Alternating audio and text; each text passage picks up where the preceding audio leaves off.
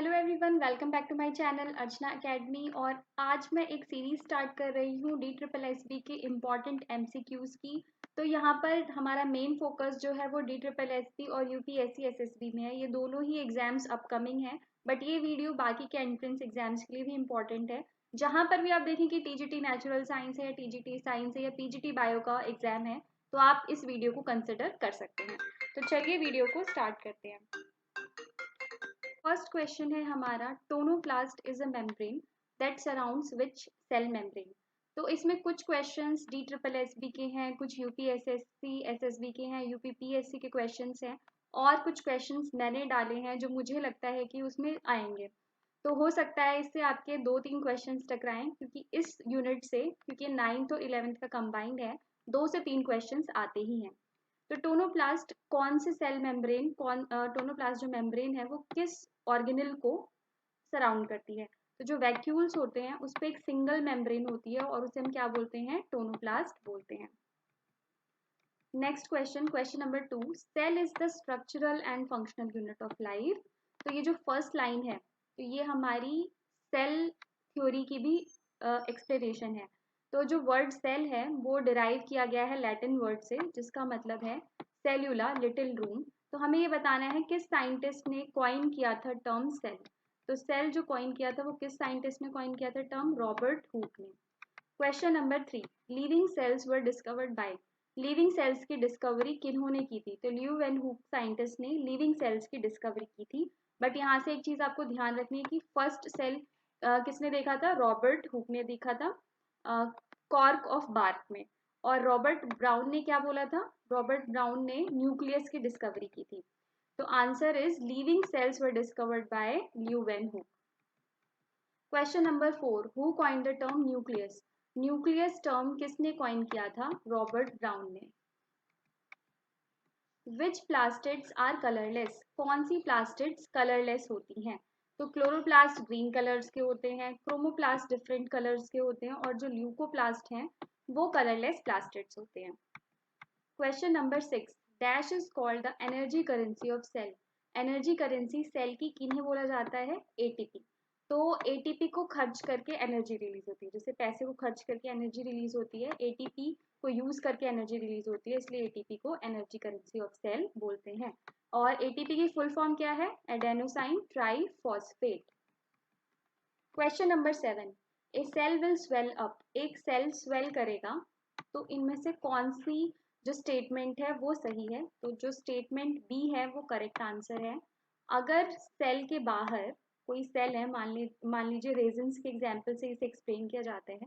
Resin को हम अगर सेल मान लें, तो वो स्वेल कब होगा, जब सराउंडिंग मीडियम है उसमें वाटर कंसंट्रेशन हायर होगा। इसका मतलब जो सराउंडिंग मीडियम है वो कम कॉन्सेंट्रेटेड होगा। कम कॉन्सेंट्रेटेड का मतलब उसमें वाटर मॉलिक्यूल ज़्यादा हैं, तो ज़्यादा से कम की तरफ वाटर एंटर करेगा, तो वो सराउंडिंग से सेल के अंदर एंटर करेगा और जो सेल है वो स्वेल हो जाएगा। अब इससे हम कुछ टॉपिक्स भी कवर कर लेते हैं। ऑस्मोसिस, इस प्रोसेस को ऑस्मोसिस कहते हैं। तो ऑस्मोसिस क्या होता है, स्पॉन्टेनियस पैसेज ऑफ वाटर और सॉल्वेंट मॉलिक्यूल्स। सॉल्वेंट मॉलिक्यूल्स मतलब वाटर, जैसे अभी हमने जो क्वेश्चन देखा, वाटर का हाईएस्ट रीजन कॉन्सेंट्रेशन से लो कॉन्सेंट्रेशन की तरफ मूव करने को through a semi permeable selective membrane is called osmosis. और प्लाज्मा मेम्ब्रेन को भी सिलेक्टिवली परमिएबल मेम्ब्रेन बोलते हैं।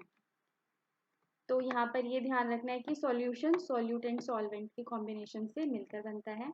अब हम यहाँ पे 3 चीजें देखेंगे, हाइपोटोनिक, आइसोटोनिक और हाइपरटोनिक, अगर इससे क्वेश्चन थोड़ा सा अलग होकर आया तो हाइपोटोनिक सॉल्यूशन क्या होता है कि जो सराउंडिंग है वो कम कॉन्सेंट्रेटेड है, मतलब जो सराउंडिंग मीडियम है उसमें वाटर कॉन्सेंट्रेशन ज्यादा है। यहाँ पे देखिए सॉल्वेंट ज्यादा है, तो सेल स्वेल करेगा और इस प्रोसेस को बोलते हैं एंडोऑस्मोसिस। अगर सराउंडिंग मीडियम में सेम वाटर कॉन्सेंट्रेशन है जितना कि सेल के अंदर या रेजिन के अंदर है, जैसे रेजिन के एग्जाम्पल से मैंने अभी आपको बताया, तो कोई चेंज नहीं होगा, सेल का साइज उतने का उतना ही रहेगा।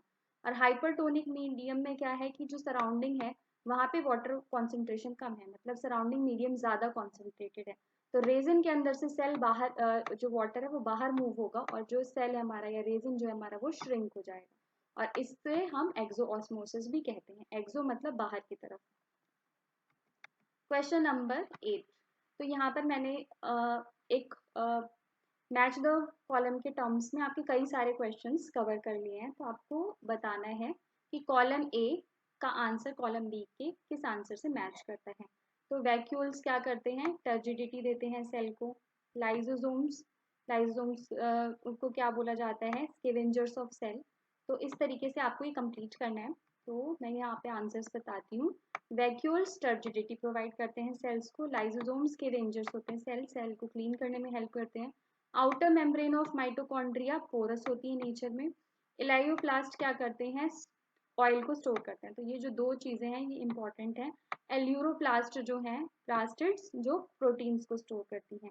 हाइपरटोनिक सॉल्यूशन क्या होता है, तो हाइपरटोनिक सॉल्यूशन में जो आउटसाइड कॉन्सेंट्रेशन है उसमें वाटर मॉलिक्यूल्स कम होंगे, मतलब वो बहुत कॉन्सेंट्रेटेड होगा और जिसकी वजह से सेल श्रिंक कर लेगा। ये अभी हमने डिस्कस किया था। एंडोप्लाज्मिक रेटिकुलम टू टाइप्स के होते हैं, rough endoplasmic and smooth endoplasmic reticulum. तो एग्जाम में आ सकता है कि कौन सा एंडोप्लाज्मिक रेटिकुलम प्रोटीन सिंथेसाइज करता है, रफ एंडोप्लाज्मिक रेटिकुलम। कौन सा एंडोप्लाज्मिक रेटिकुलम या कौन सा सेल ऑर्गेनल लिपिड सिंथेसाइज करता है, तो स्मूथ एंडोप्लाज्मिक रेटिकुलम। इसका एक और काम है detoxification of poison and drugs. And Golgi apparatus क्या करता है, पैकेजिंग में हेल्प करता है, स्टोरेज एंड मॉडिफिकेशन और पैकेजिंग में ये हेल्प करता है। Question number 9, cristae are the folds of inner membrane present in which of the cell organelle. ये 2018 में आ चुका है। आप मेरे इस चैनल पे प्रीवियस ईयर के सॉल्व पेपर्स भी देख सकते हैं टीजीटी नेचुरल साइंस के, वहां से भी आपको आइडिया लग जाएगा, ताकि मुझे यहाँ पे बार बार रिपीट ना करना पड़े। तो आप उसे देख के ये पेपर सॉल्व करेंगे, ये चैप्टर वाइज, तो आपको आइडिया लग जाएगा कि इसी टाइप के क्वेश्चन आते हैं। तो क्रिस्टी इनर मेम्ब्रेन है किसकी, माइटोकॉन्ड्रिया की। और माइटोकॉन्ड्रिया को power house of the cell भी कहते हैं और एटीपी को एनर्जी करेंसी ऑफ सेल। और क्रिस्टी जो है, यहाँ से एक और क्वेश्चन आ सकता है कि इलेक्ट्रॉन ट्रांसपोर्ट चेन कहाँ पे होती है। Electron transport chain inner membrane of mitochondria में होती है और वहाँ पे एंजाइम्स प्रेजेंट होते हैं, एटीपी सिंथेज। तो यहाँ पर मैंने माइटोकॉन्ड्रिया का डायग्राम दिखाया है, ये इनर मेम्ब्रेन है और ये जो फोल्ड्स हैं ये है क्रिस्टी। क्वेश्चन है the only cell organelle seen in prokaryotic cell. हम ये पढ़ते हैं कि प्रोकैरियोटिक सेल में मेम्ब्रेन बाउंड सेल ऑर्गेनल्स नहीं होती, ये ध्यान रखना, मेम्ब्रेन बाउंड सेल ऑर्गेनल नहीं रहती। बट अगर किसी सेल ऑर्गेनल के ऊपर मेम्ब्रेन ही नहीं है तो वो उसमें प्रेजेंट होगा। तो यहाँ पर आएगा हमारा आंसर राइबोसोम्स। तो राइबोसोम ओनली सेल ऑर्गेनल है जो प्रोकैरियोटिक सेल में प्रेजेंट होती है और इसमें कोई मेम्ब्रेन नहीं होती। Question number 11, lysosome arises from. Lysosome किससे अराइज होती है, तो लाइजोसोम गोल्जी अपैरेटस से अराइज होती है। तो लाइजोसोम किससे अराइज होती है, गोल्जी अपैरेटस से। और इसका फंक्शन क्या होता है, अभी हमने देखा था, पैकेजिंग एंड स्टोरेज इसका फंक्शन होता है। क्वेश्चन नंबर 12, सेल थ्योरी किसने दी थी, तो सेल थ्योरी में 2 लाइन्स थी। First, cell is the structural and functional unit of life, and second, new cells arise from pre existing cell. तो जो मैंने सेकंड लाइन बोली वो रुडोल्फ वर्को ने इसमें ऐड की थी, बट सेल थ्योरी मेनली किसने दी थी, स्क्लेडन एंड स्वान ने। तो answer is cell theory was given by Schleiden and Schwann, but it's extended by Virgo.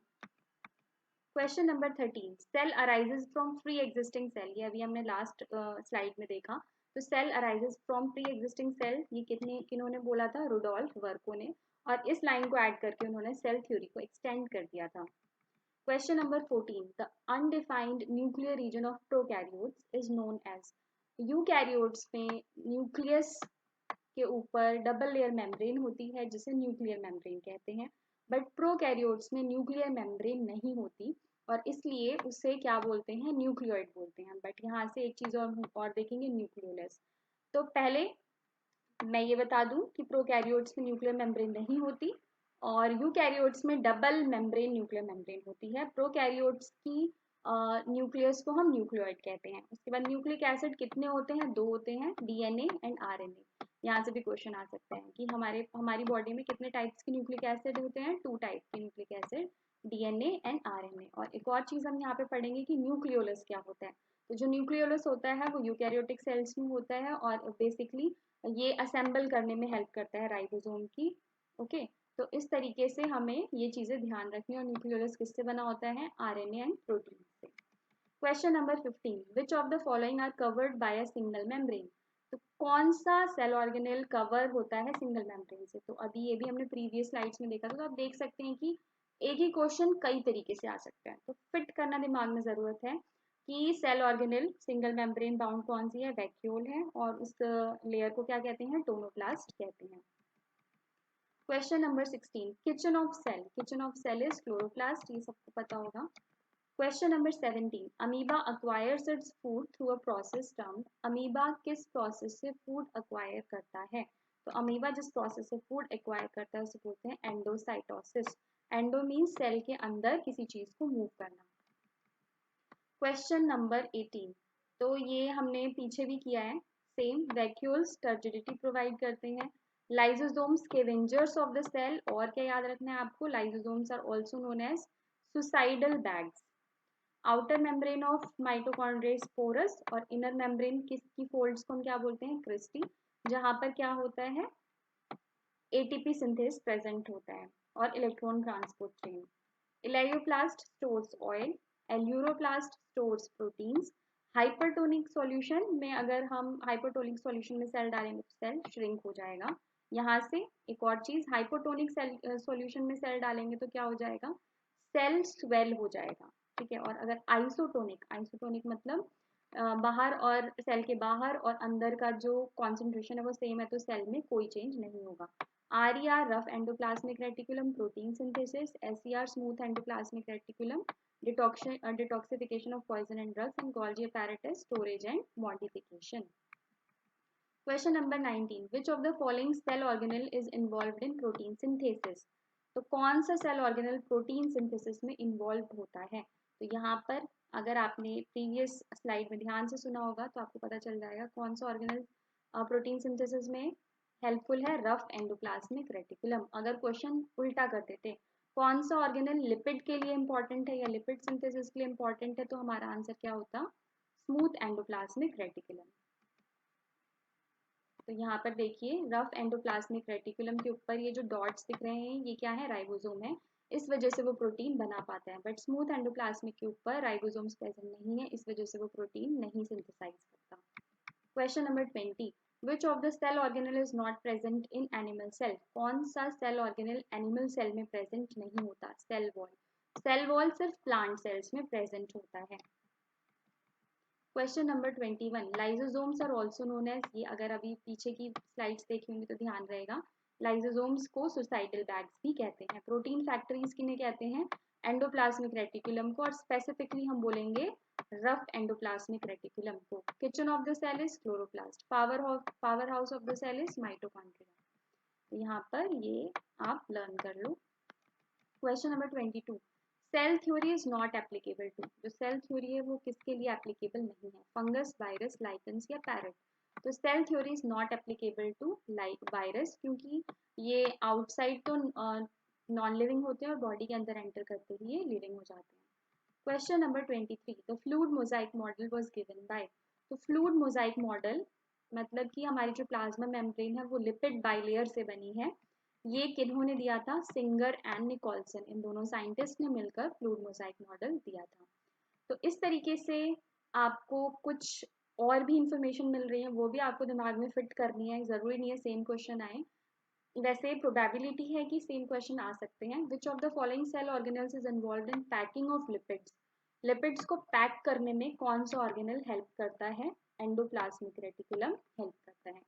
तो चलिए इस तरीके से वीडियो एंड होती है। अगर आपको कोई सजेशन या कोई क्वेरी है तो आप कमेंट्स में लिख सकते हैं, और इस चैनल को सब्सक्राइब करें। अगर आपको वीडियो अच्छा लगा हो तो आप वीडियो को लाइक जरूर करें। And thanks for watching and all the best for exams.